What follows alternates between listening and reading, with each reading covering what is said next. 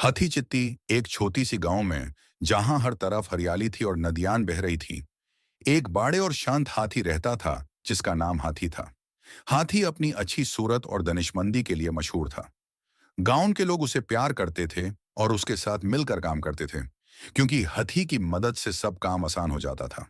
उसी गांव के पास एक छोटी सी गड्ढी में एक छोटी सी चित्ती रहती थी, जिसका नाम चित्ती था।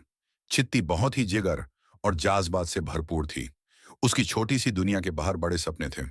उसने सुना था कि हाथी एक बहुत बड़े और शक्तिमान जानवर है, और उसकी एक बार मुलाकात करने की तमन्ना थी। एक दिन सुबह, जब गांव में सब कुछ नया नया लग रहा था, चित्ती ने डिसाइड किया कि आज उसका सपना सच करने का वक्त आ गया है।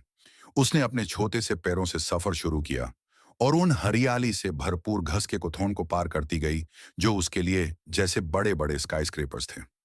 जब चित्ती गांव के बीच में पहुंची, जहां हाथी अक्सर काम करता था, तो उसने देखा कि हाथी बड़े बड़े लकड़ी के टुकड़ों को गांव वालों के साथ मिलकर एक नए गुड्डम के लिए हटा रहा था। हाथी का हर एक हिलाना उसकी लंबी ट्रंक से आसान और बड़ा लग रहा था। चिट्टी ने हाथी को बुलाने की कोशिश की, लेकिन उसकी आवाज इतनी छोटी थी कि हाथी को सुनाई नहीं दी।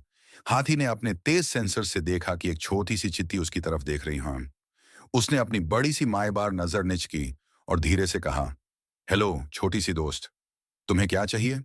चित्ती के अंतेने खुशी से हिल रहे थे। हेलो हाथी, मैं हमेशा तुमसे मिलना चाहती थी। मैं चित्ती हूं। मैं तुम्हारी शक्ति और समझ से बहुत प्रभावित हूं। हाथी की आंखों में हंसी थी। शुक्रिया चित्ती, तुम्हारे जैसा छोटा सा प्राणी बहुत कम मिलता है। तुम यहां क्यों आई हो? चित्ती ने अपने जाज्बात से कहा, मुझे तुमसे एक मदद चाहिए। हमारी चित्ती कॉलोनी को एक बड़ा खाना ले जाने में मुश्किल हो रही है। हम इतना वजन नहीं उठा सकते। मैं सोची थी तुम मदद करोगे। हाथी ने सोचा और फिर हाँ कहा, बिल्कुल मैं मदद करूंगा। तुम मुझे रास्ता दिखाओ। चित्ती ने हाथी को अपने अंट कॉलोनी की तरफ रास्ता दिखाया। रास्ता बहुत ही पतला था और हाथी को बहुत ही ध्यान से चलना पड़ रहा था, ताकि जमीन और कॉलोनी को नुकसान ना हो। जैसे ही वो पहुंचे, चित्ती के साथियों की आंखें खोली की खोली रह गई हाथी को देखकर। हाथी ने अपनी ट्रंक से धीरे से खाना उठा लिया और इतना आसानी से कॉलोनी के अंदर रख दिया। चित्ती और उसकी कॉलोनी के लोग खुशी से जश्न मनाने लगे। चित्ती ने दिल से हाथी का शुक्रिया अदा किया। तुमने हमें बचाया, चित्ती ने कहा। हम बिना तुम्हारे नहीं कर सकते थे। हाथी ने मुस्कुराते हुए कहा, यह मेरा फर्ज था। चित्ती, कभी भी छोटी से छोटी चीज भी बड़े काम को अंजाम दे सकती है। मिलजुल कर काम करना ही सबसे जरूरी है। चित्ती ने हाँ में सिर हिलाया और हाथी के शब्दों की सच्चाई को समझा। दोनों दोस्तों के बीच में एक खास रिश्ता बन गया था।